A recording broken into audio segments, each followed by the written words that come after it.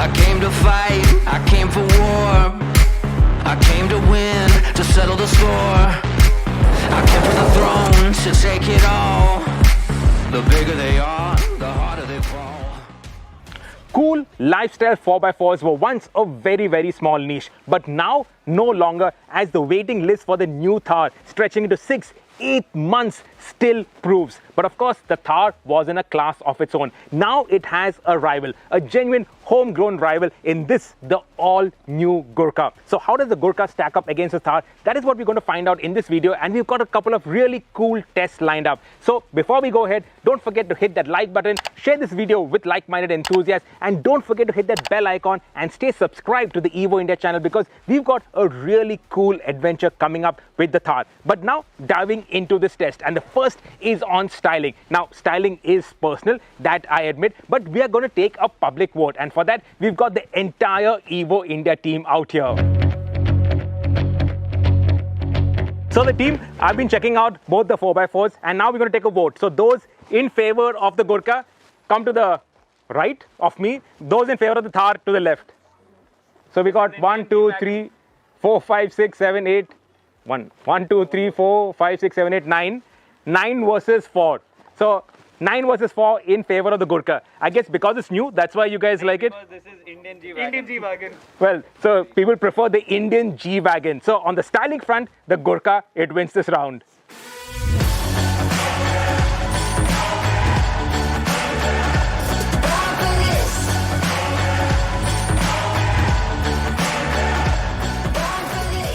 Getting into the Gurkha is in stark contrast to the Thar. You actually get in very unconventionally from the rear. And actually it's easy to get into the Gurkha. And once you get in, there is a fair bit of space out here. So there's a good amount of knee room, a lot of headroom. I could be wearing a top hat and I'd still be comfortable. Lots of glass area, so it is airy, it doesn't feel claustrophobic. Lots of shoulder room. You have these adjustable armrests, captain seats, so it is very comfortable. Great view up front also, because you're sitting so high up. The seats of the Gurkha are also not positioned very close to the floor, so you have good under thigh support. You're not sitting on the floor, and despite this having space for 4, it also has a pretty decent and usable boot. Only thing, I need somebody to close that door now. Only downside, it only has a lap belt, not a 3-point seat belt. So that is a negative. But otherwise, sitting in the back of the Gurkha is far more comfortable and far more spacious than the Thar.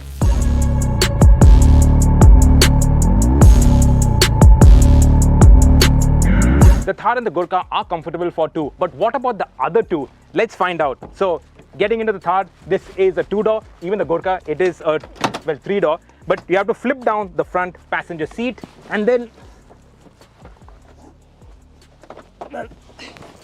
it's not really the most easy way to get into the Thar. The rear seat back angle, that can be adjusted. So once you get in here, it is okay. It's not too bad. The seat in place, there is actually a lot of knee room. There is a decent amount of headroom, but it feels a bit claustrophobic. And in terms of shoulder room, there isn't much, because you're sitting very close to your fellow passenger, because the wheel well, that intrudes into the space at the back. So not the most comfortable, but once you're here, it is fine. Also the seat, you don't have as much under thigh support as the Gurkha. There's not enough space for your feet to slot in under the front seats, and you have a proper 3-point seat belt, which is a big plus point in my books.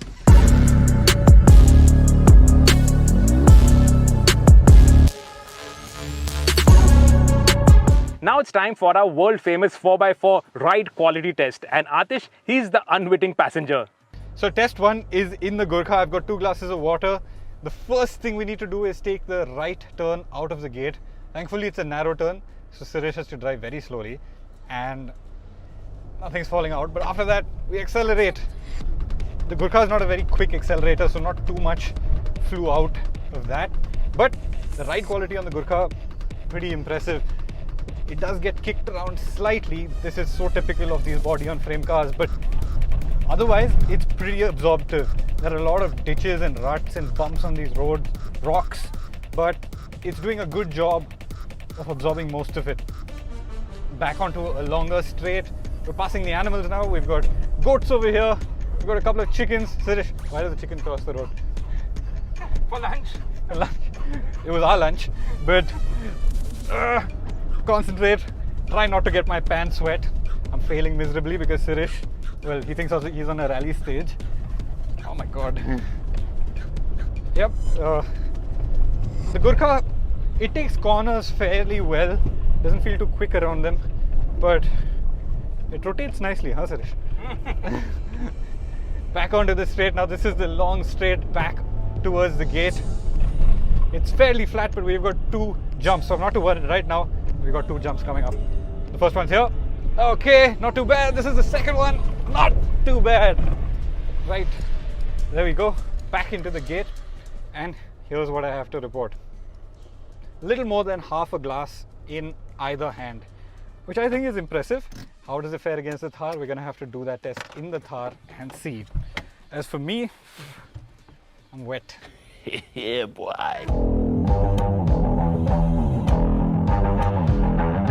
And now it's time for the Thar. Adish, you ready? I mean, as ready as I can be. Let's go. Okay, now repeat performance in the Thar. We've got 2 full glasses of water. The first thing is the narrow gap through the gate, and now we accelerate. Yep, and the Thar is a lot quicker when it accelerates, which is why a lot of water is spilling out of it. But the ride quality as well, it's a lot harsher. You feel a lot more of the bumps in the cabin. Already a fair amount of the water has spilled out, but it does feel planted in these little fast turns. Now we've got a right turn coming. A little slow through there because it's narrow, but quick on the gas again. Little bumps do upset it. Again, around the corners. It does take these little corners faster. It feels a little more stable. There's less roll. There's some chinking glasses in here. Suresh, not a rally stage. Okay, but back on the gas. See these little bumps, these little ruts in the road, right? This unsettles the Thar a lot more than it does in the Gurkha. The Gurkha feels super planted. It absorbs so much of the road. Oops, oversteer. Not good for the amount of water in the glass. That's okay. Now we're on the final run down the straight, and these are the 2 big jumps. 1 and 2. Okay, a lot harsher in the Thar. Water's still falling out of it. It's that unsettling. But we've reached the end. The amount of water in the glasses is less than half, so I think we've got the Gurkha as the winner, but let's compare it with the other glasses and see. Here you go. So, okay, so this is the water left after driving around in the Thar. So that's the Gurkha, and on the outside is the Thar. And that's a clear representation of the Gurkha's superior ride quality compared to the Thar. I'll show you that properly. So half a glass left in the Gurkha, a little less than half, maybe a quarter glass left in the Thar. So glass half full in the Gurkha. Scientific verdict on ride quality.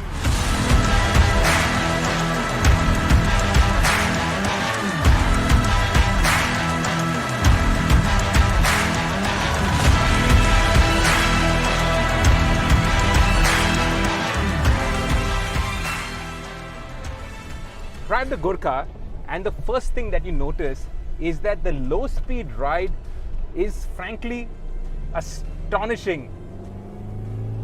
I don't know how they've done that, but you go over these rough patches and this takes it so well. It's very good. And even when you take in now some badly rutted trails, you can tackle it actually much faster than the Thar because it pitches around less. And in fact, the kick that you get in the Thar, the rear suspension, of course everything is coil sprung these days, no leaf springs, but you don't get that kick in the rear with the Gurkha. This is so much more planted, so much more stable. See those ruts? It just takes it so well. Unbelievable. And that makes it really good to drive around on all kinds of roads. You don't have to slow down for anything. It's amazing. And I'm saying this with all honesty, I have driven this before, but now this is the first time I'm actually spending a week with the Gurkha. And now after a week, I'm even more impressed with the way it takes bad roads in its stride. So if you want to take rough tracks in your stride every single day, the Gurkha, it actually could be the best daily driver you could get your hands on. Honestly, the Gurkha, you sit so much higher, you have a much better view of the road ahead, you get this king of the world feel in the Gurkha. And after the Gurkha, when you sit in the Thar, Thar feels really small, cool. But this also is not so cool. The steering wheel, it is very utilitarian in terms of the design, the feel, the dials, the cabin, the dash, this aftermarket Kenwood stereo. It has got Apple CarPlay, so that's a good point. But the way it is positioned, there's lots of reflections on it. You can hardly see anything when you're wearing sunglasses in the day. This is all very, very basic. Though they have listened to us and our criticisms of the Thar. So it has got these grab handles on the A-pillar to make ingress egress easier. Getting in at the back is easier, though rather unconventional.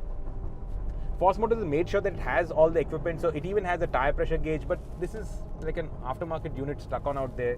But it has it, so I give them credit to that. It also has these cool accessories. So this windshield guard, that is an accessory, but it looks really cool. The snorkel is standard. This is the only vehicle in the country that you get with a standard snorkel. And that also means it has a better water wading capability. So when it gets flooded in Bombay in the rains, the Gurkha will go a little further than the Thar. Other bits like the ladder and all that, those are aftermarket parts, but it looks cool. And Force Motors has resisted the urge to slap on 1 million badges on the Gurkha.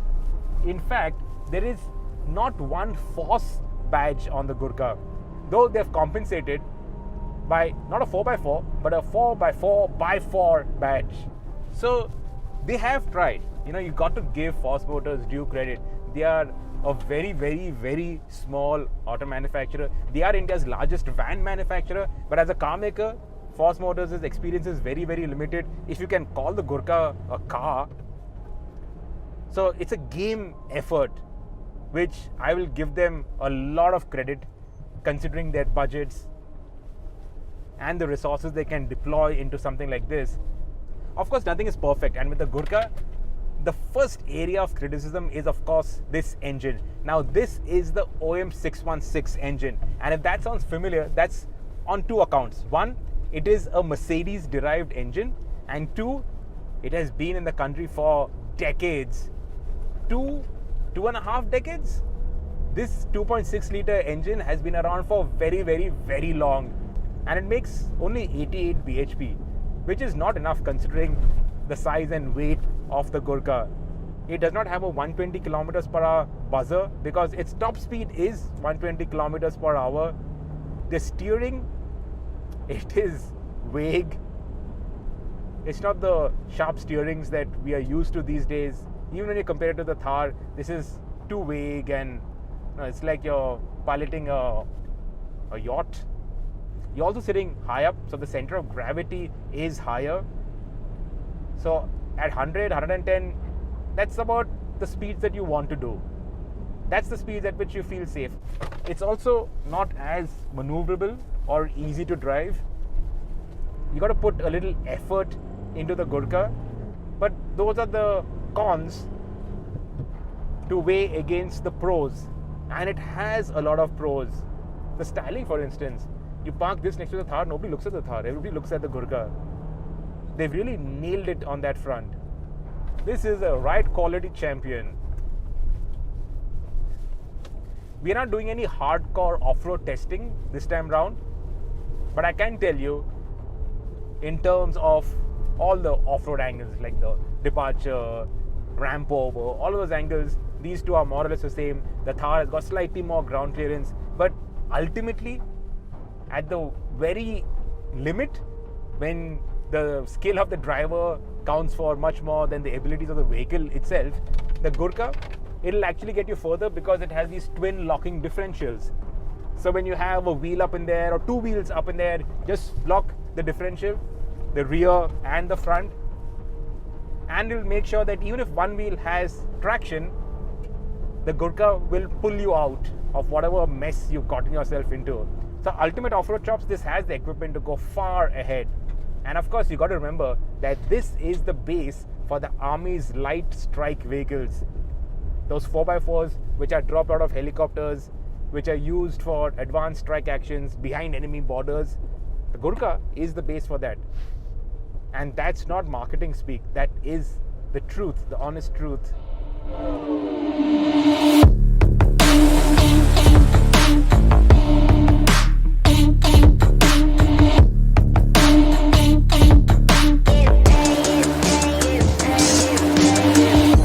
Now the Thar, I've driven it all over the place. I know it like the back of my hand. This is in fact my long-term test car, and this is something that I use on an everyday basis. Be it commuting in Pune, doing our frequent Mumbai-Pune trips, using it as a support car on shoots. This Thar has done it all. One thing I have to point out, the wheels on this Thar, these are not stock wheels, these are aftermarket wheels. These wheels, the fuel off-road wheels, are made by Wheels India, and that is on test, so that's not standard. But apart from that, this is box standard. We've also got a boombox in it because I love my tunes loud and hard. But otherwise, the Thar, it really is just so well turned out. Somebody like me who has access to a lot of cars, and I don't mean to boast, but I'm really fortunate to have access to a lot of cars, but I use this as my primary mode of transport. And that just tells you what a brilliant machine this Thar is. The driving position is also very good. The visibility is good, not out the back, but to drive, the visibility is good. The A-pillars are narrower than the Gurkhas. So in traffic, it's actually a little more manageable. It is easier to drive, no mistaking that. And it is easier to live with. So if you're looking for a 4x4 to be your daily driver, I would definitely recommend the Thar. Main reason also, it's got an automatic gearbox. Now the Gurkha, they are developing an automatic gearbox. When it'll come on stream, no idea, but it is under development. So in terms of the way the chassis has been turned out, the Thar is damn good. But it does not ride as well as the Gurkha. The low speed ride of the Gurkha, oh, that's something else. That's spectacular. In terms of features, equipment, the Thar is better turned out than the Gurkha. Now the infotainment screen, it is positioned much better. This is not an aftermarket infotainment screen. This is well integrated. It has CarPlay, Android Auto. Of course the Gurkha also has all of that. But this screen, you can see it even in bright sunlight when you're wearing sunglasses. It also has those adventure stats, so it shows you the roll angle, pitch angles, all those cool things it shows you out here. No wireless CarPlay, but then that's really not required on something so hardcore as these vehicles. But overall, in terms of the features, the kit, the way it is turned out, the Thar is one step ahead of the Gurkha, and it is easier to maneuver. Plus, we have the performance. But performance, come on, let's test out the performance properly. Let's put it through a drag race.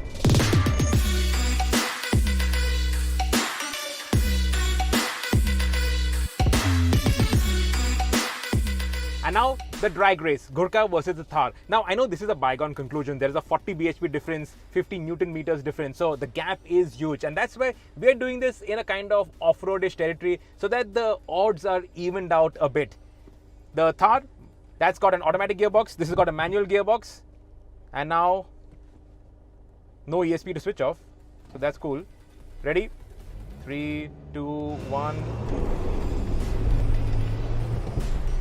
The Gurkha actually finds more traction off the line, so launches slightly better, but then that's about it. The Thar's gone. The Thar's absolutely gone. It just revs to 3000 RPM, and that's about it. So it launches a little harder than the Thar, especially the Thar automatic, but after that the Gurkha is done for. This needs a more powerful engine.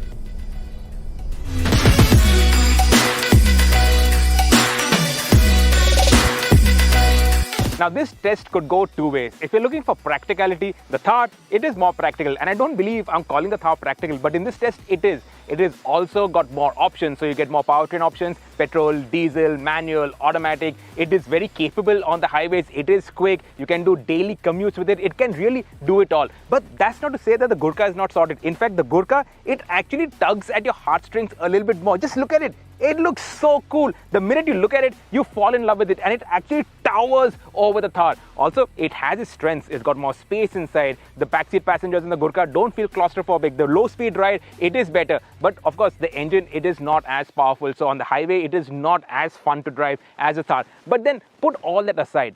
This test is a celebration of cool lifestyle vehicles made right here in India that are affordable, and they really do everything that you need. You don't really have to buy a practical mid-size or compact SUV anymore. You can go for either of these two and they will really do the job very, very well, while putting a massive smile on your face as well as on the faces of everybody that you pass by on your daily commute. Now the only thing that's left is that Jimny, and I hope that Jimny is coming this year. I really hope.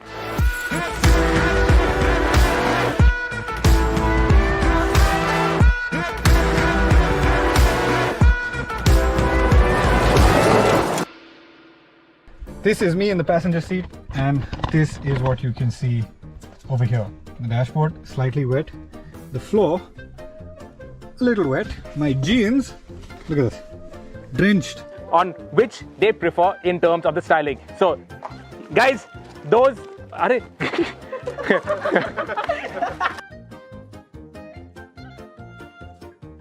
So don't go and buy out those regular small compact SUVs. You know, buy one of these and